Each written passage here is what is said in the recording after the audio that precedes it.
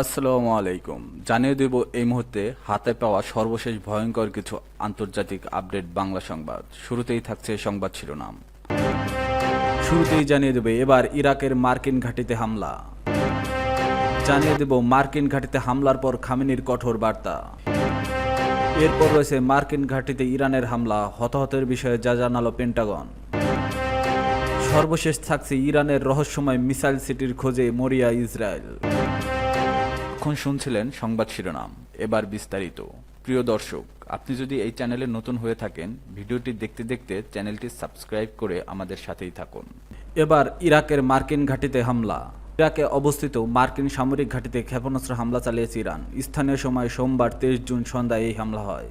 একই সময় কাতারে অবস্থিত মার্কিন সামরিক ঘাঁটিতেও হামলা হয়েছে বলে জানা গেছে। ইসরায়েলি এক কর্মকর্তার বরাতে মার্কিন সংবাদ মাধ্যম এক্সিওস নিউজ জানায়, কাতারের রাজধানী দোহায় অবস্থিত মার্কিন ঘাঁটিতে হামলা হয়েছে। খবরে বলা হয়, এই ঘাঁটি লক্ষ্য করে অন্তত 6টি ক্ষেপণাস্ত্র নিক্ষেপ করা হয়েছে। এছাড়া এক্সিওস নিউজে এজেন্সির বরাতে ব্রিটিশ সংবাদ মাধ্যম বিবিসির অ্যারাবিক নিউজও মার্কিন সামরিক ঘাঁটিতে হামলার খবরটি প্রকাশ করে। কাতার ও ইরাকের মার্কিন ঘাঁটিতে ইরানের ক্ষেপণাস্ত্র হামলার বিষয়টি নিশ্চিত করেছে ইরানের বিপ্লবী গার্ড বাহিনীর সাথে সম্পৃক্ত আধা সরকারি বার্তা সংস্থা তাসনিম নিউজ এজেন্সি। সংবাদ মাধ্যমটি জানিয়েছে, বিশারাত ফাতে এবং ইয়া আবা আবদুল্লাহ নামে এসব হামলা চালানো হয়েছে। এসব হামলায় একাধিক ওয়ারহেড বা ক্ষেপণাস্ত্র বহনে সক্ষম খাইবার ক্ষেপণাস্ত্র নিক্ষেপ করেছে বলে বার্তা সংস্থাটি জানিয়েছে। মার্কিন ঘাঁটিতে হামলার পর খামেনির কঠোর বার্তা। কাতারের রাজধানী দোহার উপকণ্ঠে অবস্থিত যুক্তরাষ্ট্রের আল উইদেদ বিমান ঘাঁটিতে ভয়াবহ ক্ষেপণাস্ত্র হামলা চালিয়েছে ইরান।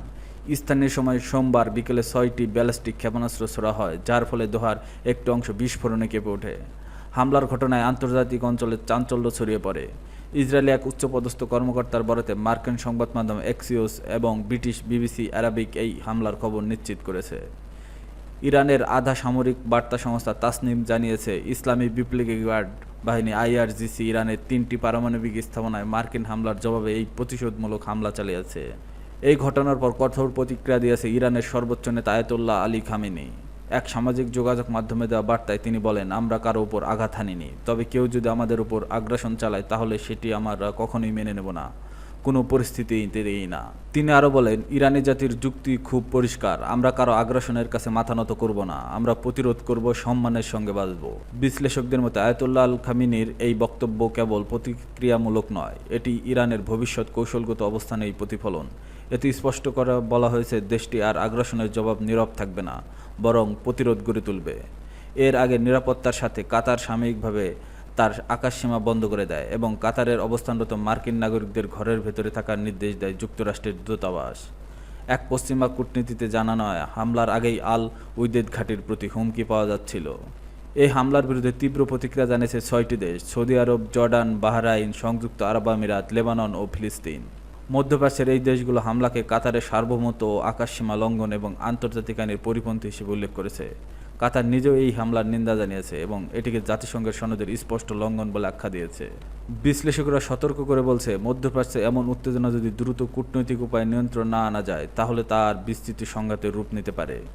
এরূপ আন্তর্জাতিক মহলের নজর কূটনৈতিক প্রচেষ্টার দিকে, যা এই উত্তপ্ত পরিস্থিতি শান্ত করতে পারে কিনা সেটাই দেখার বিষয়।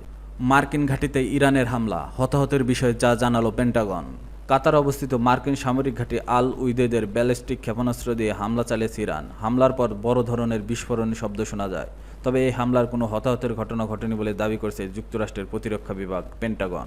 একজন শীর্ষ মার্কিন প্রতিরক্ষা কর্মকর্তা জানিয়েছে, ইরান থেকে বেশ কিছু স্বল্প ও মাঝারি পাল্লার ক্ষেপণাস্ত্র কাতারের রাজধানী দোহার উপকণ্ঠে অবস্থিত এই ঘাঁটিকে লক্ষ্য করে ছোড়া হয়।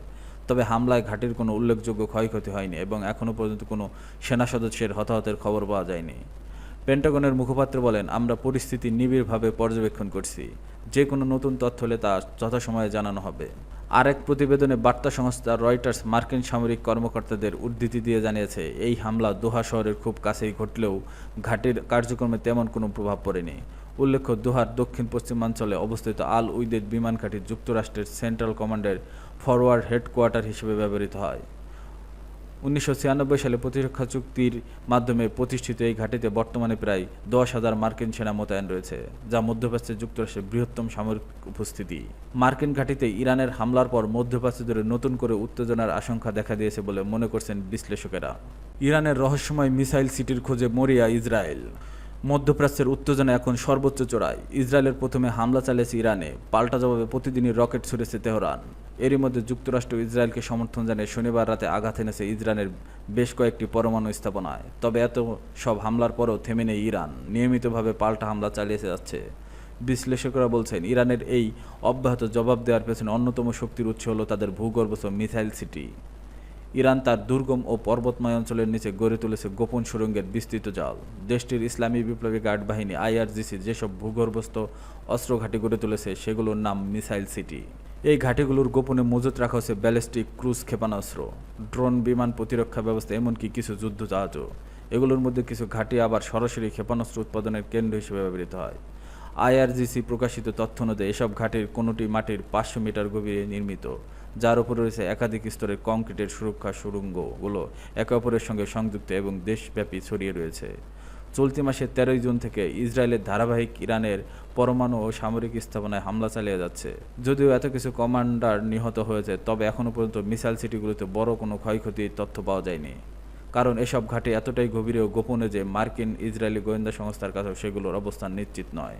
যুক্তরাষ্ট্রভিত্তিক থিঙ্ক ট্যাঙ্ক এফডিডি এর বিশ্লেষক বেহনাম বেন তেলেবু বলেন, উপগ্রহের নজর এড়িয়ে মজুত ও উৎক্ষেপণ করার উপযোগী করে ঘাঁটিগুলো নির্মাণ করা হয়েছে। সেগুলো নিশ্চিত করাই এখন সবচেয়ে বড় চ্যালেঞ্জ। বিবিসির ফার্সি বিভাগ বলেছে, এসব ঘাঁটির ভেতরে রয়েছে রকেট লঞ্চার সহ ট্রাকের সারি, যেগুলো মাটির নিচ দিয়ে সরে গিয়ে নির্ধারিত স্থানে গিয়ে রকেট উৎক্ষেপণ করে। এমন একটি ভিডিওতে দেখা যায় সমুদ্রবর্তী একটি ট্রাক থেকে সরাসরি রকেট ছোড়া হচ্ছে। ইরান দাবি করে তাদের হাতে থাকা শেরজিল, এমাত, খেইবার, সেকান, হজকাসিম, কদর এইচ এবং পাভেহ ক্ষেপণাস্ত্র 2000 কিলোমিটার দূর পর্যন্ত লক্ষ্যবস্তুতে আঘাত আনতে পারে। এর ফলে শুধু ইসরায়েল নয়, সৌদি আরব, ভারত, এমনকি রাশিয়া, চীনও এরা আওতায় পড়ে। 2024 সালের এপ্রিল মাসে ইরান যখন ইসরায়েলের উপর হামলা চালায়, তখন এমাত মিসাইল দিয়েই নেভাতিম বিমান ঘাঁটিতে বড় ধরনের আঘাত হানা হয়। পাশাপাশি শেরজিল ক্ষেপণাস্ত্র দিয়ে ইসরায়েলের আকাশ প্রতিরক্ষা ব্যবস্থাকেও চ্যালেঞ্জ জানানো হয়েছিল। এখন প্রশ্ন উঠেছে, এই মিসাইল সিটিগুলোর সঙ্গে কি ইরানের বিতর্কিত পারমাণবিক কর্মসূচির কোনো সংযোগ আছে? যুক্তরাষ্ট্রের থিঙ্ক ট্যাঙ্ক সিএসআইএস বলেছে, ইরানের এই ক্ষেপণাস্ত্রগুলো পারমাণবিক ওয়ারহেড বহনে সক্ষম হলেও বর্তমানে তাতে পারস্পরিক বিস্ফোরক ব্যবহার করা হচ্ছে। যুক্তরাজ্যের RUSI গবেষক সিদ্ধার্থ কৌশলের মতে, কারমান শাহ বা শাহাব-3 এর মতো ঘাঁটি পারমাণবিক অস্ত্র নিক্ষেপণের জন্য সম্ভাব্য স্থান হতে পারে, তবে এখন পর্যন্ত সরাসরি কোনো সংযোগ প্রমাণ মেলেনি। ISW এর তথ্য মতে, ইরান এখন পর্যন্ত প্রায় 370টি ক্ষেপণাস্ত্র ব্যবহার করছে, যার বড় একটি অংশ এসেছে এই মিসাইল সিটি ঘাঁটি থেকেই। তবে সংঘাতের এই সময় হার কিছুটা কমে গেছে। সামরিক বিশ্লেষকদের মতে, এর কারণ ইসরায়েলের আঘাতে কিছু উৎক্ষেপণ কেন্দ্র ক্ষতিগ্রস্ত হওয়া।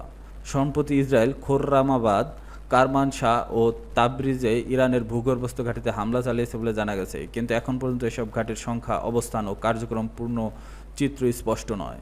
তেহরান থেকে প্রকাশিত তথ্য বিশ্লেষকদের ভাষ্য অনুযায়ী, ইরানের মিসাইল সিটিগুলো শুধু অস্ত্রের গুদাম নয়, এগুলো এখন প্রতিরোধের প্রধান ভারকেন্দ্র। এই ঘাঁটিগুলোর অস্তিত্ব ইসরায়েল ও যুক্তরাষ্ট্রের জন্য একটি বিরাট কৌশলগত চ্যালেঞ্জ, কারণ এখান থেকে ইরান অদৃশ্য ঘাঁটি থেকে মুহূর্তেই ছুড়ে পড়ে বিধ্বংসী রকেট। এখন দেখার বিষয়, ইসরায়েল কি সত্যিই এসব অদৃশ্য অস্ত্র ঘাঁটি খুঁজে বের করে ধ্বংস করতে পারবে, নাকি ইরানের এই ভূগর্ভস্থ মিসাইল সিটির পরিণত হবে মধ্যপ্রাচ্যের ভবিষ্যৎ যুদ্ধের টার্নিং পয়েন্ট।